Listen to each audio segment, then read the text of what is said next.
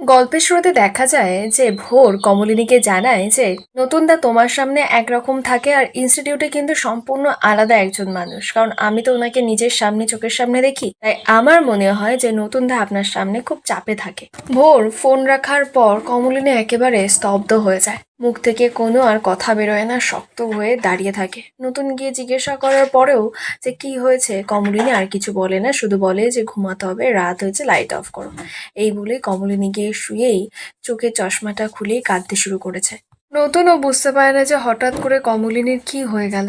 পরের দিন মিঠি ওর অফিসের ইন্টারভিউ দিয়ে রাস্তায় দাঁড়িয়ে ছিল গাড়ি ধরে বাড়ি আসবে বলে। তো কৃষাণু সেই পথে দিয়েই যাচ্ছিল। কৃষাণু দেখে গাড়িটাকে সাইড করে মিঠির কাছে যায়, গিয়ে বলছে কি বাড়ি ফিরবে নাকি অন্য কোথাও যাচ্ছ। তো মিঠি তখন জিজ্ঞেস করছে তুমি। কৃষাণু তখন জানায় যে এই আমি এখান থেকেই হসপিটালের দিকে যাচ্ছিলাম। তা তুমি কি করবে, বাড়ি ফিরবে নাকি কোথাও যাচ্ছ? তো তখন মিঠি বলে বাড়ি যাবো এখন। কৃষাণু জানায় যে অফিসের কাছে গেছিলে নাকি, তা ইন্টারভিউ কেমন হলো, চাকরিটা কি কনফার্ম? তখন মিঠি জানায় যে হ্যাঁ অফিসের কাছে গেছিলাম, ইন্টারভিউ ঠিকঠাকই আছে, ওরা আমাকে বলেছে যে জয়নিং লেটার পাঠিয়ে দেবে, এবার আমার উপরে ডিপেন্ড করছে যে আমি কি করব। কৃষাণু জানায় যে ওর সঙ্গে মিঠির কিছু কথা আছে। তো মিঠি বলছে কি বলো। কৃষাণু তারপরে জানায় যে ও চলে যাবে। তখন মিঠি অবাক, বলছে কোথায়? কৃষাণু বলছে তুমি তো জানো মিঠি, আমাদের দুজনের একসঙ্গে বিদেশে যাওয়ার কথা ছিল। মিঠিও বলে বেশ ভালোই করেছো। তো কৃষাণু তখন বলছে শেষ পর্যন্ত আমি অ্যাপ্লাই করেই ফেললাম। মিঠি বলছে যাকগে ভালো, ঘুরে এসো, তুমি তো কাজের জন্যই যাচ্ছ। কৃষাণু বলছে হ্যাঁ ভেবেছিলাম হয়তো আমাদের বউ ভাতটা হবে। ওর তো এই শহরে থাকার আর ইচ্ছেই নেই, মিঠিকে সেটা জানায়। মিঠি বলছে কেন, শহরটা কি দোষ করেছে, এই শহরটাতে তুমি তো আগেও ছিলে। কৃষাণু বলছে হ্যাঁ ছিলাম, কিন্তু এই শহরটা এখন ওর কাছে এমন হয়ে গেছে যে এক মুহূর্ত আর এই শহরে থাকতে চায় না। মিঠি বলছে তুমি কিন্তু একটু বেশিই বলছো। কৃষাণু বলছে হ্যাঁ তোমার মতো আমার অত মনের জোর নেই। তো মিঠি তখন জানায় আমার মতো ভিকটিমের জোর ছাড়া আর কিচ্ছু নেই, এই জোরটাকেই বেশি রাখতে হয়। কৃষাণু বলছে বারবার ভিকটিম ভিকটিম এসব কথা কেন বলছো। মিঠি তখন জানায় যে ঠিক আছে বলবো না। মিঠি তারপর কথায় কথায় জিজ্ঞেস করে তা যাওয়া কবে। তো কৃষাণু তখন জানায় অ্যাপ্লাই তো করেছে ওদের সব শর্ত মেনেই, এবার ওদের যদি আমাকে পছন্দ হয় চুজ করে তাহলেই যাওয়া হবে। তো মিঠি বলছে তা যাওয়ার আগে বিয়ে করে যেতে পারতে। কৃষাণু তখন হাসছে কথাটা শুনে আর বলছে যাওয়ার তো সেটাই ইচ্ছে ছিল বিয়ে করে, তাই বিয়েটাও তো করেছিলাম, কিন্তু সেই বিয়েটা টিকলো কই। অন্যায় তো আমি করেছি ঠিকই, সেটার প্রায়শ্চিত্ত করবো বলেই তো এই শহর ছেড়ে নিজের পরিবারকে ছেড়ে এত দূর চলে যেতে চাইছি। মিঠি তারপর কথা শেষ করে বলে আমাকে যেতে হবে, এবার চলে যাচ্ছি। তো কৃষাণু বলছে তুমি তো আমার গাড়িতে যেতেই পারতে, কিন্তু তুমি তো আমার সঙ্গে যেতে পারবে না, আমি একজন খারাপ মানুষ, আমার সঙ্গে তো আর যাওয়া যায় না। আর বাস তো এখনো আসেনি, তা একটুকুনি কথা বললে হয় না? তো মিঠি তখন বলছে আসলে এই রাস্তাটায় বাস অনেক কম আসে, সামনের দিকে রাস্তাটায় টার্ন ওভার নিলে ওখানে অনেক রকমের বাস পাওয়া যায়, ওখান থেকেই আমি ধরে নেব, আসি তাহলে। কৃষাণু তখন কি বলবে, মুখটা ছোট হয়ে যায়, বলছে ঠিক আছে ভালো থেকো তুমি। মিঠি ওখান থেকে চলে যায়। এরপরই সন্ধেবেলা নতুন ইনস্টিটিউট থেকে আসে। কমলিনী এসে নতুনকে বলছে তুমি এখনো রেডি হলে না। তো নতুন জানায় যে তুমি না গেলে আমি যাব না।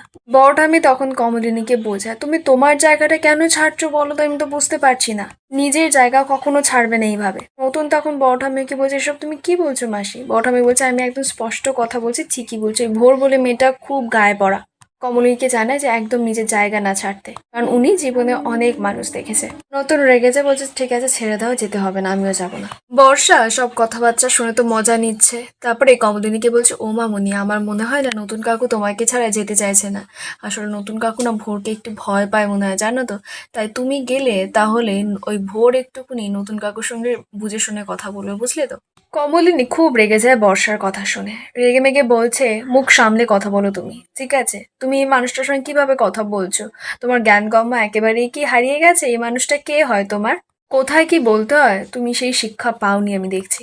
কমলিনী তারপর নতুনকে জানায় এই যে আমি ভোরের বাড়ি যাব না বলছি, সেটা এই কারণে নয় যে ওটা ভোরের বাড়ি, ভোরের জন্মদিন বলে তাই আমি ওর বাড়িতে যাব না, সেটা নয়, আমার শরীরটা ভালো লাগছে না। নতুন শুনেই অবাক হয়ে গেছে, রীতিমতো চিন্তায় পড়েছে যে কমলিনীর কি হলো, জিজ্ঞেস করছে যে হঠাৎ করে কি এমন হচ্ছে। কমলিনী বলছে না আমি বুঝতে পারছি না শরীরটা কেমন খারাপ লাগছে, একটু টায়ার্ড লাগছে, ঘুমালে ঠিক হয়ে যাবে। নতুন বলছো আচ্ছা ঠিক আছে তুমি ঘুমিও, আমরা যাবো আর নয় চলে আসবো, বেশিক্ষণ থাকবো না। নতুন অনেক জোরাজুরি করে, কমলিনী তারপর রাজি হয়। তো বর্ষা তখন কমলিনীকে বলছে ও মামুনি চলো না, তোমাকে আজকে আমি একটু সুন্দর করে সাজিয়ে দিই। মিঠি তারপরে আসে। তো কমলিনী মিঠি কি বলছে কি রে মা এত তো দেরি হলো কেন। তো মিঠি বলছে তোমরা কোথায় যাবে, কোথায় যাওয়ার কথা হচ্ছে। এই বলতে বলতে মিঠি গিয়ে প্রণাম করছে সবাইকে। তো সবার একই প্রশ্ন যে প্রণাম কেন করছিস।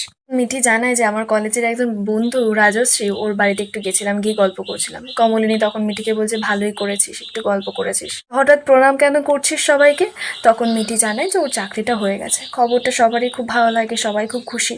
কিন্তু ওর জয়েনিং 1 তারিখ থেকে। এবার সবার মনটা খারাপ হয়ে গেল যে নতুনের সঙ্গে তো সবাই দার্জিলিং যাবে প্ল্যান করেছিল, মিঠির তো চাকরি 1 তারিখ থেকে জয়েন করতে হবে, তাহলে কি করে যাবে? কমলিনী নতুনকে বলে যে তাহলে তুমি যাও, মেয়েটা তো ছুটি পাবে না, কি করবে বলো, অফিসটা জয়েন করতেই হবে, তুমি গিয়ে ঘুরে আসো। নতুন বলছে তাহলে ড্রপ করে দেওয়াই ভালো।